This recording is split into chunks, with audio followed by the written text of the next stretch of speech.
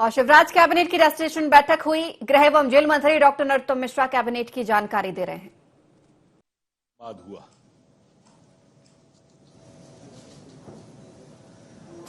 जो 5 मूल रूप से विषय थे, कोरोना की एक लंबी लड़ाई के बाद में सभी सम्मानित मंत्रीगणों के द्वारा मुख्यमंत्री जी को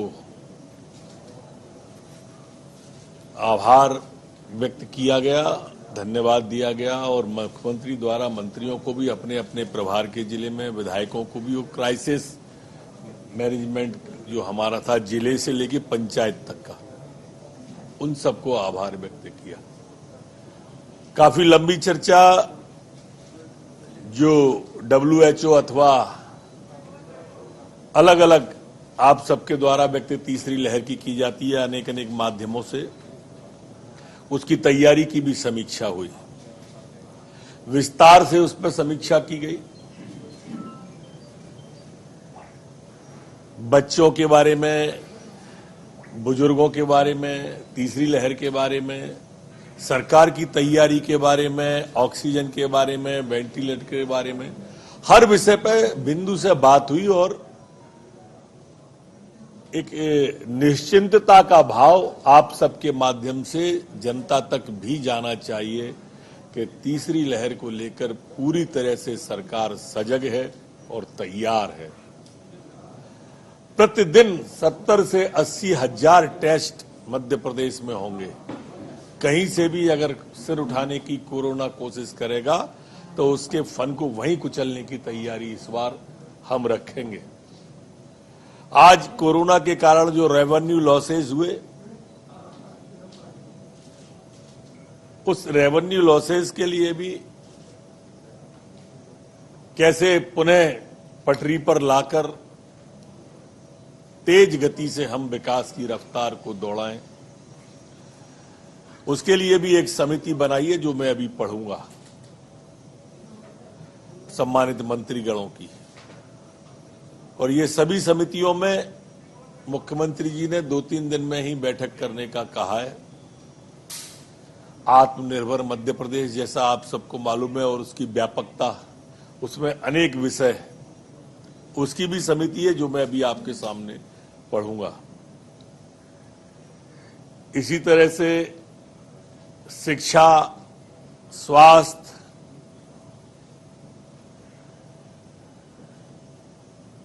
जो हमारा प्रशासकीय विषय भी रहता है,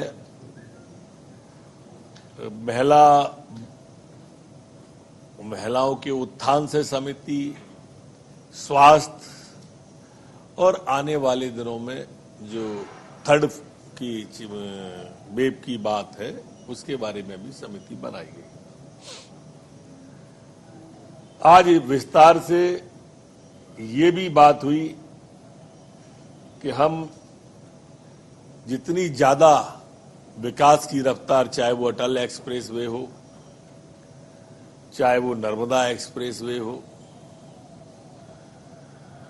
इन सब के काम को तेजी से गति के द्वारा हम प्रारंभ करें।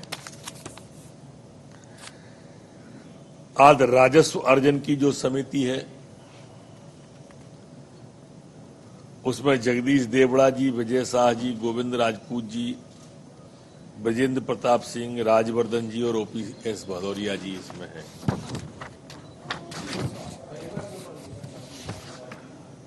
आदरणीय जगदीश देवड़ा जी, विजय शाह जी, आदरणीय गोविंद सिंह राजपूत जी, आदरणीय ब्रजेंद्र प्रताप सिंह जी, आदरणीय राजवर्धन सिंह दत्तीगांव जी और OPS भदौरिया जी। इसी तरह से निर्धनों के कल्याण की, जो हमारे गरीब लोग हैं उनके कल्याण की, जो कल्याण के क्षेत्र में जो मंत्रियों का समूह बनाया है, गरीब कल्याण समूह से नाम दिया है। बिसाऊलाल सिंह जी, भूपेंद्र सिंह जी, महेंद्र सिंह सिसोदिया जी, प्रेम सिंह पटेल जी, हरदीप सिंह डंग जी, राम खिलावन पटेल जी और OPS भदौरिया जी। एक रोजगार की, जैसे मैंने चर्चा की थी, नौजवान को रोजगार देने के लिए जो रोजगार समूह का गठन किया है उसमें आदरणीय गोपाल भार्गव जी, आदरणीय यशोधरा राजे सिंधिया जी, आदरणीय भूपेंद्र सिंह जी, श्री विजेंद्र प्रताप सिंह, श्री महेंद्र सिंह सिसोदिया, श्री ओम सकलेचा जी, श्री उषा ठाकुर जी, सुश्री उषा ठाकुर जी, श्री राजवर्धन सिंह जी और श्री मोहन यादव जी। कृषि के क्षेत्र में जो कृषि समूह का गठन किया है वो क्रम इस प्रकार से है। आदरणीय तुलसी सिलावट जी, श्री कमल पटेल जी, श्री गोविंद राजपूत जी, श्री प्रद्युम्न सिंह तोमर जी, श्री प्रेम सिंह पटेल जी, अरविंद भदौरिया जी, भारत सिंह कुशवाहा जी, रामकिशोर कांवरे जी। अधोसंरचना विकास समूह जो बना है उसमें गोपाल भार्गव जी, तुलसी सिलावट जी, भूपेंद्र सिंह जी, आदरणीय महेंद्र सिसोदिया जी, प्रद्युम्न तोमर जी, हरदीप सिंह डंग जी, भारत सिंह कुशवाहा जी और ब्रजेंद्र सिंह यादव जी, ये मंत्री इसमें बनाए गए हैं। एक शिक्षा समूह का गठन है जिसमें शिक्षा से जुड़े सभी सम्मानित मंत्री हैं। पूर्व में ये आपके सामने आ चुका है। आदरणीय विजय शाह जी, आदरणीय यशोधरा राजे सिंधिया जी, आदरणीय मीना सिंह जी, आदरणीय विश्वास सारंग जी, आदरणीय मोहन यादव जी, आदरणीय इंदर सिंह परमार जी, आदरणीय राम खिलावन पटेल जी, ये इस समूह में रहेंगे। यहाँ पर एक समूह स्वास्थ्य विभाग का भी बनाया है और एक समूह जो बनाया है वो सुशासन के क्षेत्र में बनाया है। इसको सुशासन समूह का नाम दिया है। इसमें नरोत्तम मिश्रा जी, जगदीश देवड़ा जी, ब्रजेंद्र प्रताप सिंह जी, ओम सकलेचा जी, अरविंद भदौरिया जी, इंदर सिंह परमार जी।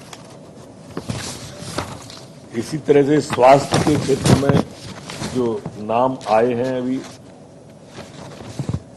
बिसाऊ लोक स्वास्थ्य समूह बिसाऊ लाल जी, कमल पटेल जी, विश्वास सारंग जी, प्रभुराम चौधरी जी, रामकिशोर जी, ब्रजेंद्र यादव जी और सुरेश धाकड़ जी।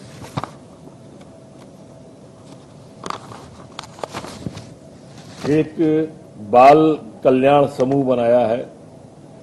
नरोत्तम मिश्रा जी, यशोधरा जी, मीना सिंह जी, प्रभुराम चौधरी जी, उषा ठाकुर जी, इंद्र सिंह परमार जी और सुरेश धाकड़ जी, ये इस समूह में है। गिनना यार, ये भी गिन।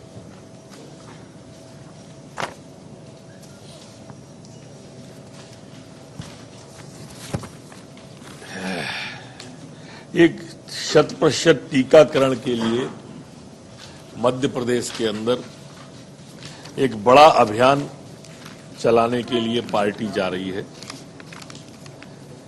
ये 1, 2, 3 जुलाई को ये अभियान पूरे मध्य प्रदेश में चलेगा। इसमें पूरे मध्य प्रदेश के अंदर 1, 2, 3 जुलाई को माननीय मुख्यमंत्री जी, माननीय सभी सम्मानित मंत्रीगण, सभी सम्मानित सांसद जी,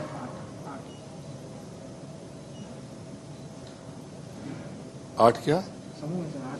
अच्छा, 1, 2, 3 जुलाई वाले में सभी सम्मानित सांसदगण, सभी सम्मानित विधायकगण, सभी जनप्रतिनिधिगण इस अभियान को चलाएंगे।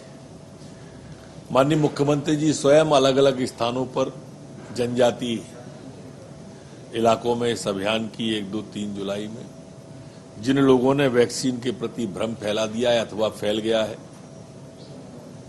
और लोगों को प्रेरित करेंगे। पर्याप्त मात्रा में तब तक वैक्सीन भी होगी, पर आप सबसे भी मेरा अनुरोध है कि इस अभियान को चलाने में आप सभी बढ़ चढ़ के हिस्सा लें।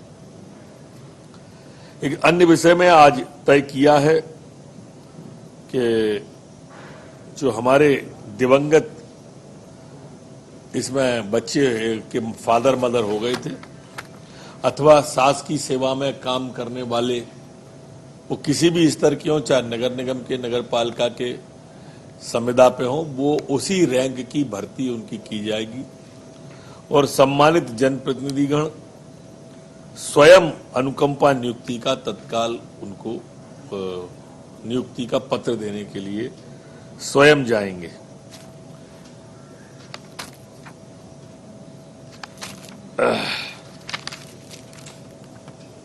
इसमें सर वो आंकड़े को लेकर जो था कि सरकारी आंकड़े अलग और जैसा क्या कोई सुधार वगैरह है? सरकार किसी भी क्षेत्र में अगर कोई सही जानकारी मिलती है, सुधार को सदैव तैयार रहती है। आज सीएम राइजर स्कूल के बारे में भी चर्चा हुई है और उसमें ये तय किया है कि कोई भी भ्रम इसमें भी ना फैले कि फलाना स्कूल बंद होगा तब सीएम राइजर स्कूल खुलेगा या फलाना स्कूल बंद, कोई सब यथावत चलेंगे। ये नया कंसेप्ट होगा जो देहात में खोला जाएगा। उठ जाऊं? सर 1 तारीख को जो वैक्सीनेशन जो अभियान है सर आपको 100%, तो क्या 3 जुलाई तक 100% हो जाएगा? ना 3 दिन ये अभियान चला के जन जागरण करेंगे। जन जागरण करना है।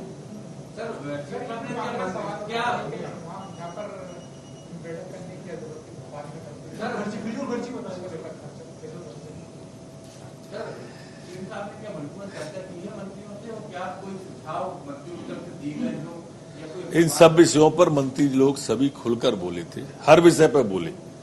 मेरे ख्याल से ऐसा कोई विषय नहीं है जो मैंने आपके सामने रखे जिस विषय पर बातचीत खुलकर नहीं हुई, चाहे वो कोरोना से संबंधित विषय हो, चाहे वो कृषि से संबंधित विषय हो, चाहे वो राजनीतिक विषय हो, चाहे वो आर्थिक विषय हो, चाहे वो रोजगार का विषय हो। हर विषय पर खुलकर संवाद हुआ। आपने जो बताया उसमें ऐसा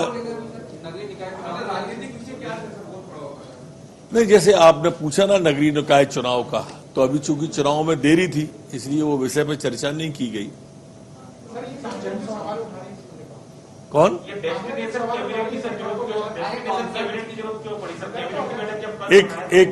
एक नहीं, आप इसके भाव को समझिए।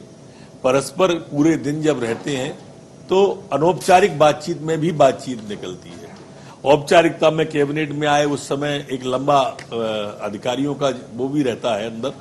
यहाँ पर हम ही लोग रहते हैं और काफी देर बातचीत होती है। उठ जाओ।